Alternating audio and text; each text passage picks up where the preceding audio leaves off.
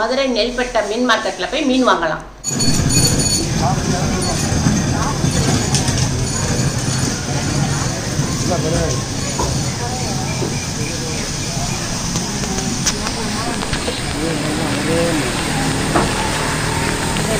கொடுத்துருவீங்களா? கவரில் தானே போட்டுருவீங்க? ஆமாம். எவ்வளோ காப்படா? எனக்கு காப்பில் எவ்வளவு? இல்லை அரைக்காப்படியா? இது காப்படி 700 ரூபா, அரைக்காப்படி 350 ரூபா. காப்பி போடவா? இல்லை அரைக்காப்படி போடும். முதல் பார்ப்பேன் எவ்வளோ.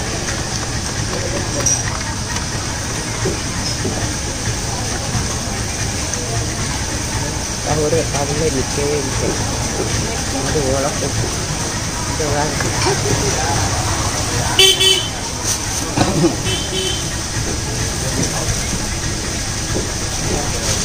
இதுக்கு மேலே போட்டுக்கலாம். அந்த காலத்து ஐரா பார்த்துருக்காங்க. தெரியலையா? நீ சொல்கிறாங்க அந்த காலத்தில் நீங்கள் சொல்கிற மாதிரி இருந்திருக்காங்க. எங்கள் காலத்துல எல்லாம் இந்த மாதிரி இது கூட நேற்று வந்துருக்கணும். நீங்கள் நேற்று பார்த்துட்டீங்கன்னா ஒரு ஐரா இருந்துச்சு பாருங்க. அவ்வளோ தெரியுது.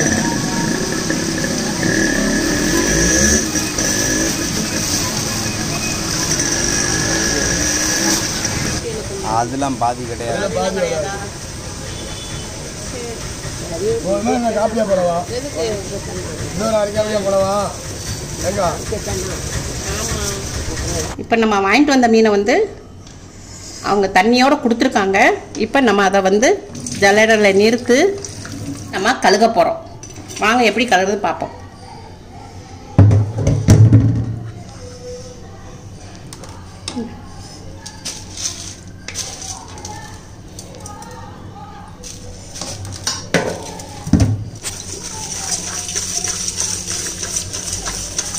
கொஞ்சோண்டு உப்பு போட்டுக்கணும்ப்பா. உப்பு போட்டு நல்லா அதை வந்து இப்படியே நல்லா உரசணும். கையை விட்டு நல்லா சுற்றி சுற்றி உரசணும் கட்டிக்குள்ளேயே. அப்போதான் அதில் உள்ள அந்த விழுவலுப்பு பூரா நம்மளுக்கு வெளியேறும் மீனில் உள்ளது. அப்புறம் அதுக்கு வந்து நம்ம வந்து குடல் இதெல்லாம் நம்ம வந்து வேஸ்டேஜெல்லாம் எடுக்க முடியாது. இப்படியே தான் பொடி மீன்னால நம்ம அதுக்கு வந்து எதுவும் இதை வந்து நம்ம வந்து ஆயலாம் முடியாது. அதனால இந்த விழுவலுப்பை வந்து மட்டும் உப்பு போட்டு நல்லா உரசி உரசி நம்ம கழுகணும். கழுகுனா கரெக்டாக வந்துடும்.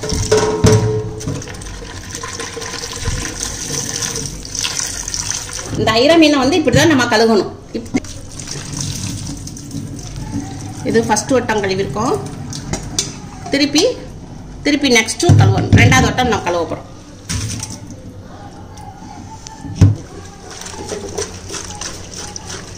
இதுதான் ரெண்டாவது தடவை இதே மாதிரி நம்ம நல்லா கையை விட்டு நல்லா அலசி நல்லா தேய்ச்சி விட்டணும். அந்த விழுவலுப்பு அந்த மீனில் உள்ள விழுவலுப்பு இருக்கும். அது ஃபுல்லாக அந்த டஸ்ட்டு பூரா நமக்கு வெளியேறும்.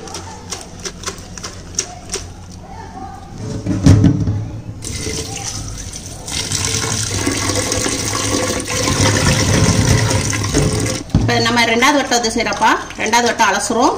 இப்போ திருப்பி நம்ம இதை அலசிட்டு திருப்பி நம்ம வடிகட்டிக்கிறோம் தண்ணியை.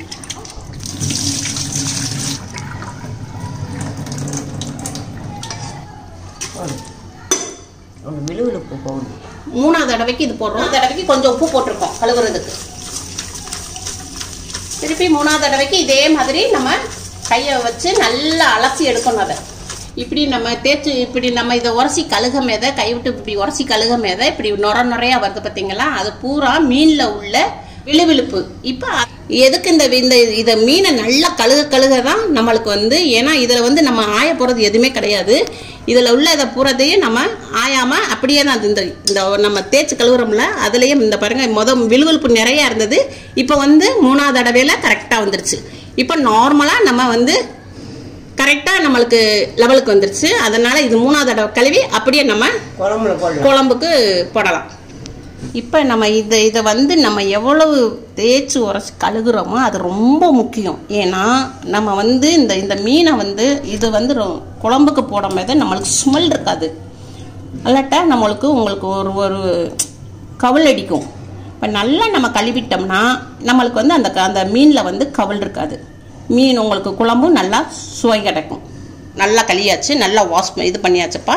இப்போ நம்ம வாங்க குழம்பு எப்படி செய்யுதுன்னு பார்ப்போம். ஐரா மீன் குழம்புக்கு தேவையான பொருட்கள்: 1/4 கிலோ ஐரா மீன், சின்ன வெங்காயம் ஒரு 15, மிளகாப்பொடி, மல்லிப்பொடி, கொஞ்சோண்டு தேங்காய், சீரகம் கொஞ்சம், வெந்தயம் கொஞ்சம், மிளகு கொஞ்சம், தக்காளி 3, மாங்காய் 1, 2 பச்சை மிளகாய். வாங்க எப்படி செய்யலான்னு பார்க்கலாம். கொஞ்சோண்டு வெந்தயத்தை நம்ம போட்டுக்கணும். இப்போ நம்ம வெந்தயத்தை வறுத்துட்டோம், ஒரு தட்டில் கொட்டிக்கிறோம். அதுக்கடுத்து சீரகம் போட்டோம்,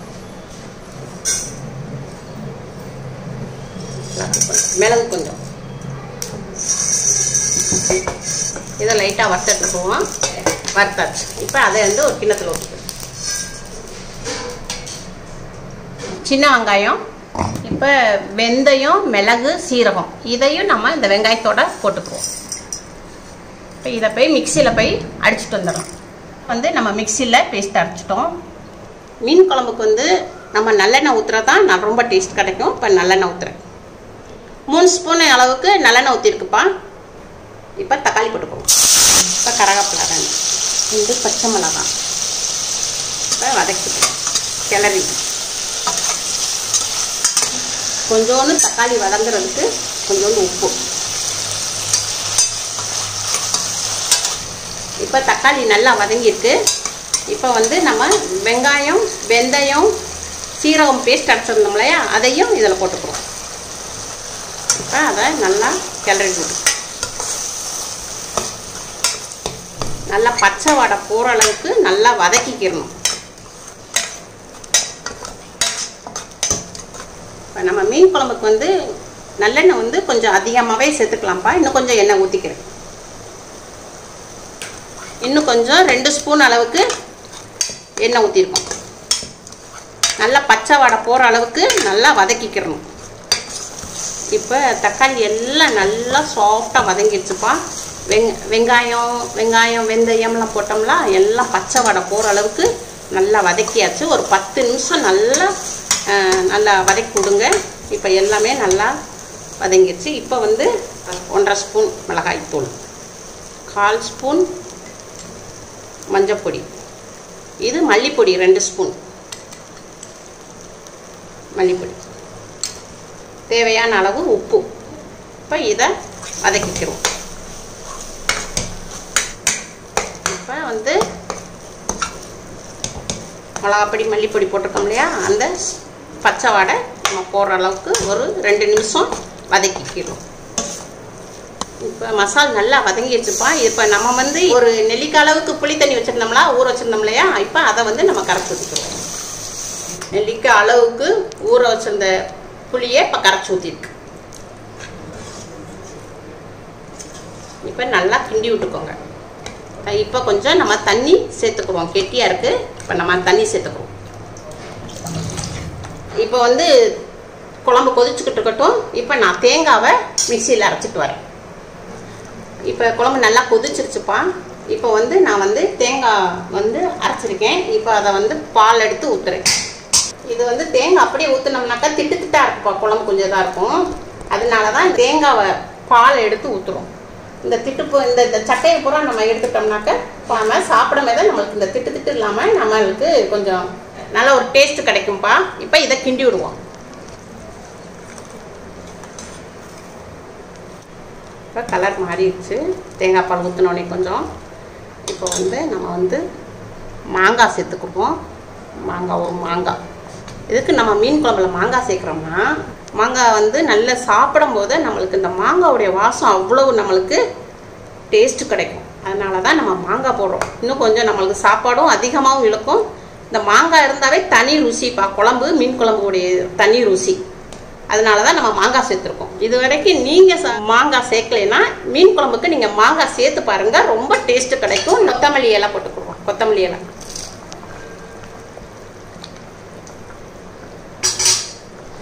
இப்போ கொஞ்சம் தேங்காய் பால் ஊற்றிருக்கோம் இல்லையா, கொஞ்சம் கொதிக்கட்டும். குழம்பு கொஞ்சம் கொதிக்கட்டும். குழம்பு நல்லா கொதிச்சிருச்சுப்பா. இப்போ வந்து நல்லா மாங்காவும் வந்திருக்கு. அதுக்கடுத்து நம்ம வந்து இப்போ நம்ம மீனை போட்டுருவோம்.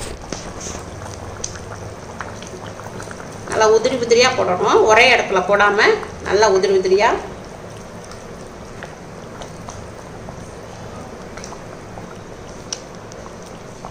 தனித்தனியாக போடணும். லைட்டாக கிளறி விட்டுட்டு இப்போ நம்ம மீனை போட்டாச்சு. இப்போ மேலாப்பில் லைட்டாக கிண்டி விட்டாச்சு. இப்போ இந்த கொதியிலேயே அப்படியே நம்ம ப்ளைட்டை வச்சு மூடி கேஸ் ஆஃப் பண்ணிடணும்.